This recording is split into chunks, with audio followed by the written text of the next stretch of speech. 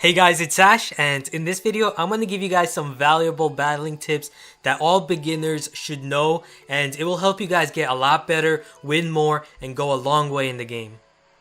So let's first talk about how to win a battle. To win a battle, you must either destroy your opponent's King's Tower, which will grant you an instant 3-crown victory, or destroy one more tower than your opponent within the given time of the battle. Both you and your opponent are given 3 minutes, but if within this 3 minutes there is still a tie, then the game will go to sudden death mode in overtime, which is an extra 1 minute. And within this overtime period, the first player to knock down any of their opponent's towers will be claimed the victor. However, if neither player had succeeded in taking down the tower within this overtime period, then the battle will conclude in a draw. A win will reward you with trophies. You will obtain the same number of trophies whether you win with a 1 crown or 3 crown. A 3 crown victory is no more special than a 1 crown victory. In fact, most battles are won by either 1 crown or 2 crowns. Thus, you need to understand when to pursue attacking the opposing King's Tower and when it's better to just destroy 1 or 2 arena towers instead. So when should I attack the King's Tower? Well, the King's Tower HP is much greater than your arena tower's HP. In fact, the HP of the King's Tower is over 60% greater than one arena tower.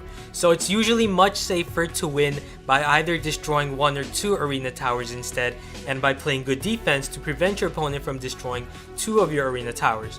The king is in sleep mode when the battle begins, which means that he will not assist you on defense with his cannon as long as he is sleeping. In order for the king to wake up, one of the following must happen.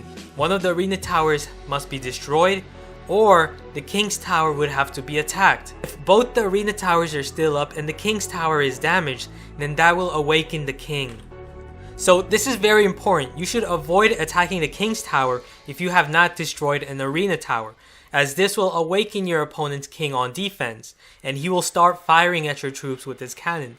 Thus, make sure when you're dropping area damage cards such as Fireball or arrows, avoid touching the King's Tower. Inflicting damage onto the King's Tower before taking out an arena tower is one of the biggest mistakes new players make, and this makes a very big difference in battles. Now, after you have destroyed an arena tower, you must decide whether to destroy the second tower or destroy the King's Tower. Most of the time, it's better to attack the second tower as it has significantly less HP than the King's Tower and is also closer in distance. Usually, the only time you should pursue attacking the King's Tower instead of the second arena tower is if the King's Tower is at a low HP. Or if your opponent is in the lead by destroying 2 of your towers and you are low on time, then you need to make that quick decision of whether to go for the win by destroying the King's Tower or play it safe and go for the second arena to end the battle in draw or force overtime. Now, the secret to winning every battle is to efficiently use your elixir. Every card has an elixir cost value. To be in an advantage, your goal is to counter your opponent by using cards or combination of cards with a lower elixir cost than what is played by your opponent. For example, if your opponent sends out the Knight, which is 3 elixir, and Archers, which is also 3 elixir, then together that's a total of 6 elixir. Then if you use your Fireball, which is a 4 elixir card, to take both of these troops out at once, then this is a rewarding move because you spent a 4 elixir card to take out a 6 elixir combo. Thus, you will be placed in a 2 elixir lead. The greater you are in the elixir race, the greater chance you have of winning, as you will begin to create stronger combinations. And so, you should always use elixir efficiently. Now, one very important thing is that you should not waste elixir. Your elixir bar is always loading more elixir every second, but it will cap out when it reaches 10. This is very important because when it reaches 10, your elixir bar will not generate any more elixir. Thus, you should always keep your elixir bar loading and avoid allowing it to hit 10. Now, one very important thing is that you should not waste elixir. Your elixir bar is always loading more elixir every second, but it will cap out when it reaches 10. This is very important because when it reaches 10, your elixir bar will not generate any more elixir. Thus, you should always keep your elixir bar loading and avoid allowing it to hit 10. Do not recklessly deploy multiple cards all at once, as this will make it easy for your opponent to counter your combination of cards with the few elixir. For example, take the fireball example we used earlier. If you deploy your knight, barbarians, and spear goblins all at once, then you have spent all of your 10 elixir. However, your opponent can simply deploy a single fireball, which is only 4 elixir, and all your troops will quickly vanish, which will place you in a 6 elixir deficit and also render you helpless against any attack your opponent can form with his 6 elixir lead. Thus, it is very important to start slow, make good trade-offs with elixir, and counter with a good elixir lead. Sometimes it's a better idea to allow your opponent to deal a small amount of damage to your towers and in return take the elixir lead. For example, say your bar is at 5 elixir and your opponent sends out spear goblins onto one of your towers and you only have the barbarian or arrow card to counter. However, in this case, it is better to not use either card to counter the spear goblins. Why? Because the arrows cost 3 elixir. Using a 3 elixir card to solely destroy a 2 elixir card like the spear goblin is a poor trade-off. The barbarians cost 5 elixir and your bar is at 5. If you use the barbarians card, then you will run out of elixir, which means you're allowing your opponent to then create a stronger combo to both counter and target your tower. Your arena towers are protected by archers sitting atop them, which means that they will attack and destroy the weak spear goblins with a few hits while the spear goblins deal damage onto your tower. Even though your tower took some damage, it is still a great trade-off because in return you have taken a 2 elixir lead. This gives you the opportunity to form a stronger combination of cards than your opponent to deal even heavier damage. Now, when starting your battle, you should first allow your elixir bar to fill. You should not recklessly deploy your cards without first loading up on elixir, as this will only give your opponent the advantage.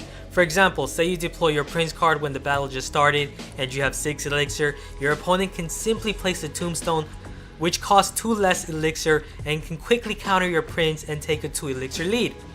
Another example is playing a defense such as Infernal Tower right away. This is a bad idea as your opponent can just wait a few seconds to load up on elixir, plan out a good counter, and also weaken your Infernal Tower without even touching it because of the Infernal Tower's 40-second lifetime. Thus, it's important to first allow your bar to load up. Usually, you will face opponents who will also wait to deploy until they have a full elixir bar. In this case, you have 2 options. Option 1 is to deploy your card first. If you reach 10 elixir and deploy your card first, then you will be given a greater elixir lead for every second your opponent remains at full elixir and doesn't play a card.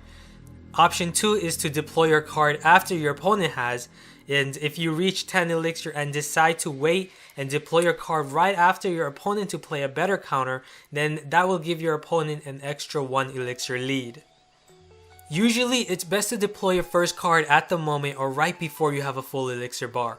You should start slow. I have stated this many times that you should start your battle with a slow tempo, and this is a key fundamental to winning. When starting your battle, it is often a good idea to start with a low elixir cost card. For example, say you have the prince and the archer card in your hand. Do you start with the archers or the prince?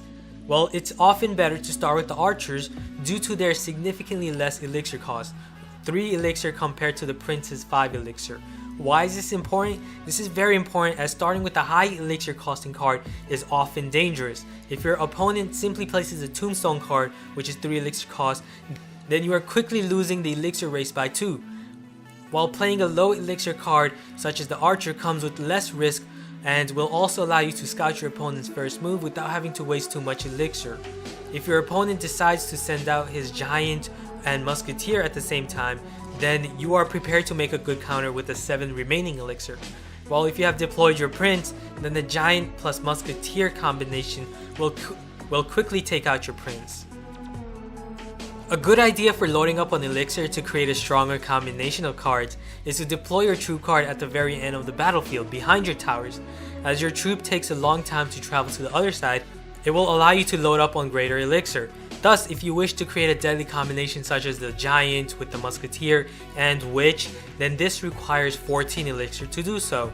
To accomplish this, you can place your giant at the far end behind your towers, and by the time he travels to the crossing bridge, you will have an additional 9 elixir to complete your combination.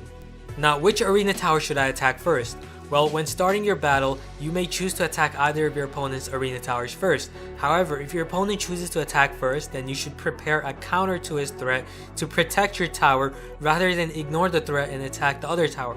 For example, if your opponent sends out archers against your left arena tower, ignoring the archers and going for the right arena tower with your prince card is a bad idea because the archers will deal significant damage to your left arena tower, while there is no guarantee that your prince will make it to the arena tower, as your opponent can simply place a tombstone or skeleton army to stomp your prince. And so ignoring the threat and making a reckless play like that can cost you the battle right from turn 1. You should focus on destroying one arena at a time. A big mistake I see new players make often is that they keep switching towers. You should focus on destroying the tower with the lowest HP first, and then move on to attacking the second tower while also playing defense if you're in the lead to let the clock run out. Now, if you're losing from the start, then you can still win. You should try to shift the momentum of the battle towards the direction of your healthiest arena tower. For example, say that your left arena tower has 1000 HP and your right arena tower has 2000, and both your opponent's arena towers are at full health. In this scenario, your opponent will try to constantly target your left arena tower since it is obviously weakened. However, it is still very possible for you to win even if you're trailing. What you should do to make a comeback is to try to force your opponent to attack your right arena tower rather than your weakened left arena tower. In order to do this, you should load up on elixir, play a little defense on your left arena tower. Remember, arena towers have archers atop them to assist you on defense, so take advantage of that, and then make the first move in attacking your opponent's right arena tower with a good combo, such as a giant with musketeer behind. This will make it difficult for your opponent to ignore the big threat and will have him shift his offense to protect his arena tower. With his offense shifted towards the right side, you can now focus on repeatedly placing pressure towards this side, preventing your opponent from spending elixir to target your left side. This strategy will allow you to even the playing field while going for a 1 crown victory. The most powerful attacks are attacks that are played in combinations. For example, a card such as the Giant is not much of a threat alone as he is a very slow troop. However, when combined with the ranged attackers such as the Archer or Musketeer card, it becomes a much bigger task to stop this threat. A Giant alone can be taken down by a 3 elixir minion card quite easily, but with the assistance of archers behind him, the minions will not be able to take down the Giant as he makes his way towards your opponent's tower.